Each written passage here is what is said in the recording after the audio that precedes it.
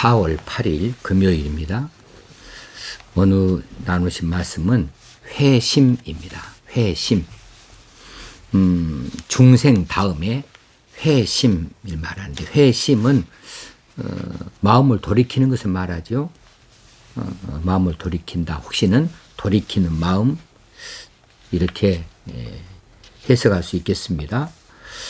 구약에서의 회심에 해당하는 이런 단어는 니캄. 이 니캄이라고 하는 말은 하나님께서 노아 시대에 세상을 지으심을, 사람 지었음을 후회하신다 할 때에 이 니캄이 들어있어 사용되어졌습니다. 그래서 회개한다, 후회한다, 돌이킨다 라고 하는 마음이죠.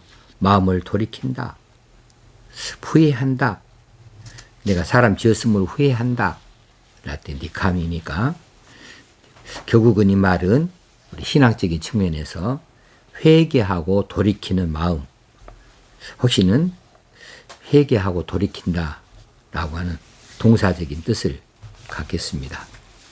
신약에서는 메타노이아를 써요. 메타노이아라고 하는 말은 방향을 바꾼다라고 하는 뜻을 가지고 있습니다. 메타는 돌아간다 뜻이고, 노이아는 생각한다 뜻이에요. 메타노이아 합해 놓으면은 생각의 변화를 말합니다. 말씀을 따라서 생각하는 것으로, 말씀을 따라서 생각하는 일이 수반되어진다. 그럼 어떤 생각으로 바뀌는가? 그러면 좋은 쪽으로 바뀌는 거죠. 잘못된 생각에서 바른 생각으로 바뀌는 것인데, 또 자기 중심의 생각에서 하나님 중심 생각으로 바뀌는 경우 방향을 바꾸는 것이죠. 바꾼다. 그래서 이 말은 결국은 회개한다 라고 하는 뜻으로 신약 성경에서는 해석되어집니다. 메타노이아 그러면 회개라고 하는 뜻인데, 이게 결국은 회심을 말하고 있습니다. 자, 성경에서 이 회심에 대하여서는 어떤 의미로 사용되어지는가? 자, 우리가 이전에 어저께 중생에 대해서 봤어요. 중생은 겉으로 드러나는 것이 없지요. 겉으로 드러난 바 없이 잠재의식 속에서 나타나는 것이라고 이렇게 말할 수 있다고 그랬어요.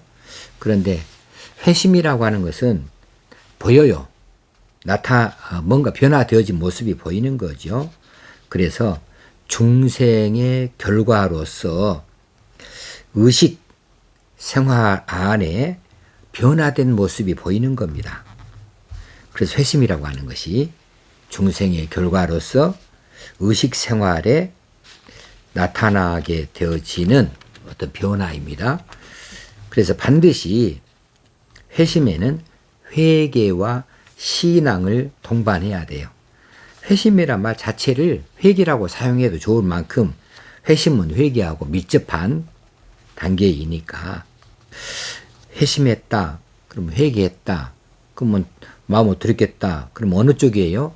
좋은 신앙 쪽, 하나님 쪽으로 이렇게 신앙, 회개와 신앙을 동반하여서 나타나게 되어지는 것이 중생의 결과죠. 이것을 회심이라고 말할 수 있겠습니다. 자, 사람이 소명을 받아서 내적 소명, 외적 소명 말했어요.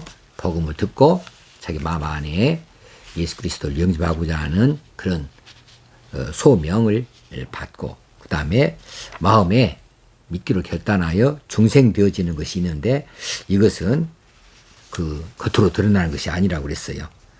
그런데 중생을 하게 되어지면은 그 중생한 그 결과가 뭔가 나타나게 되어지는데, 이건 강압적인 것도 아니고 강요되어지는 것도 아니고 자발적으로 뭔가 바뀌게 되어지는데, 어느 쪽으로 바뀌냐면은 신앙 쪽으로 바뀐다 그 말이에요. 하나님을 바라보는 쪽으로 바뀐다. 하나님께로 돌아가는 쪽으로 바뀌게 되어진다.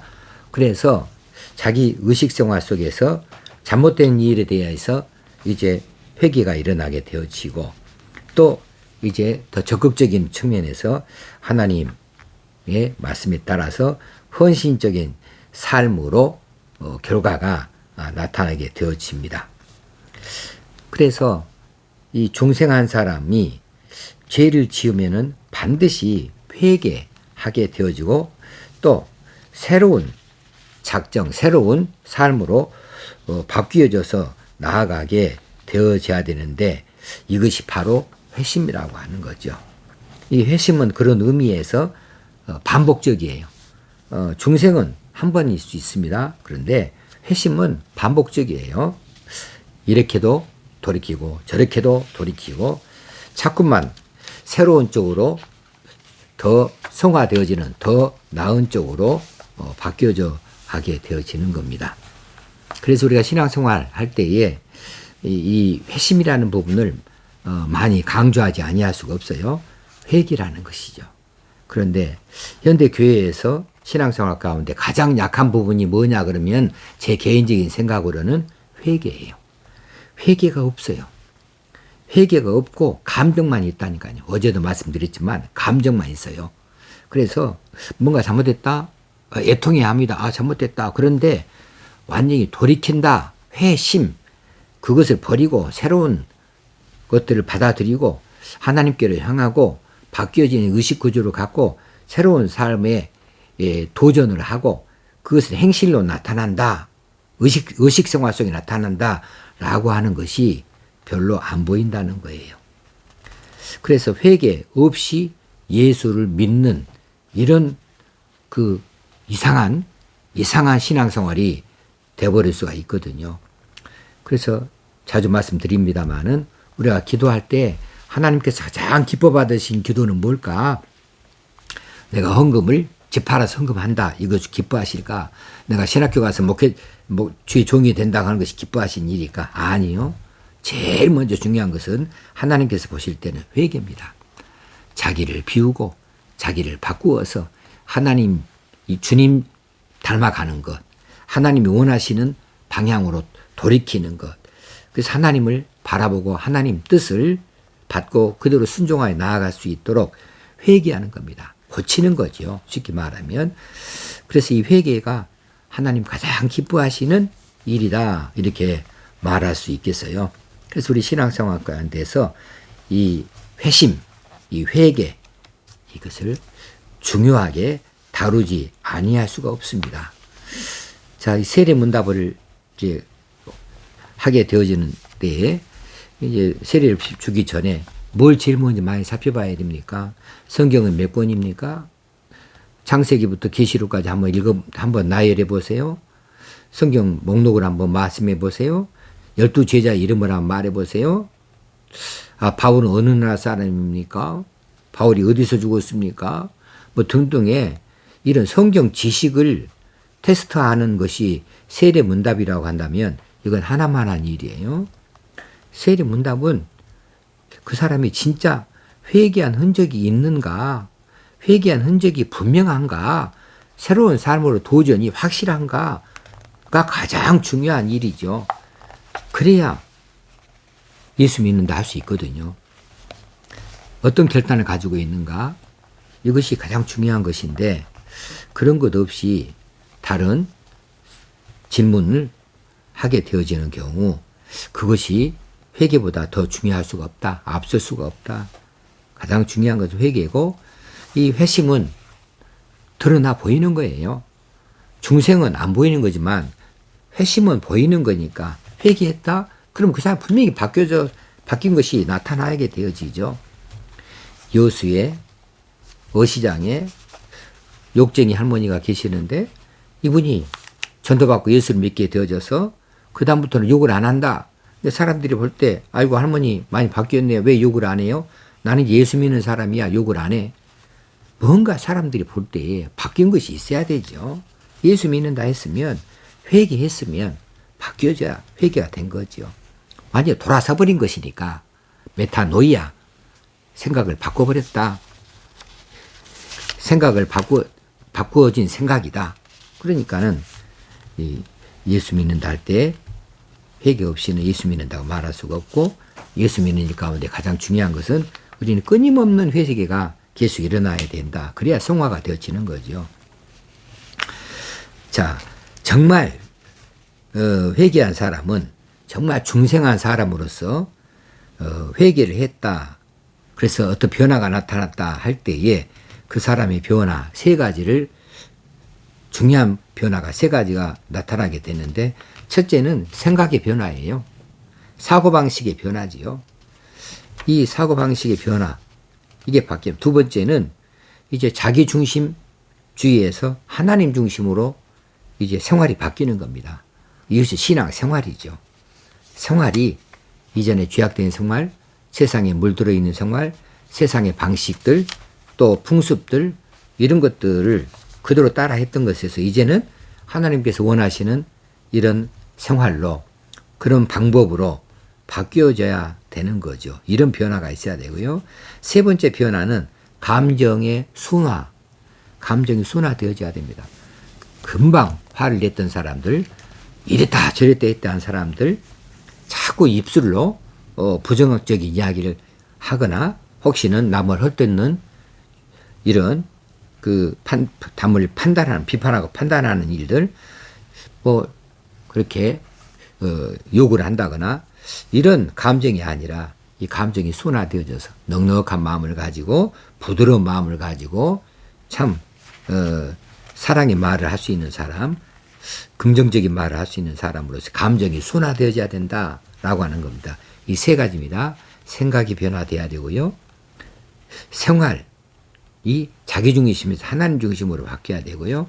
그 다음에 감정이 순화되어져야 된다 이렇게 말합니다.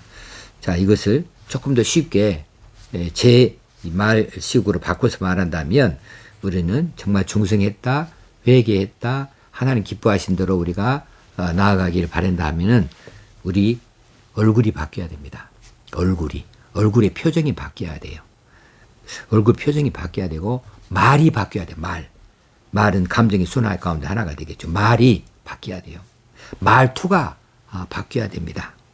그리고 목표가 바뀌어야 돼요. 꿈이 바뀌어야 돼요. 이전에는 내 욕심으로 꿈꿨던 것들이 이제는 하나님께서 무엇을 원하신가에 따라서 달라지는 이런 방식으로 바뀌어야 되죠. 표정이 바뀌어야 된다. 말투가 바뀌어야 된다. 그리고 이제 비전이 바뀌어야 된다.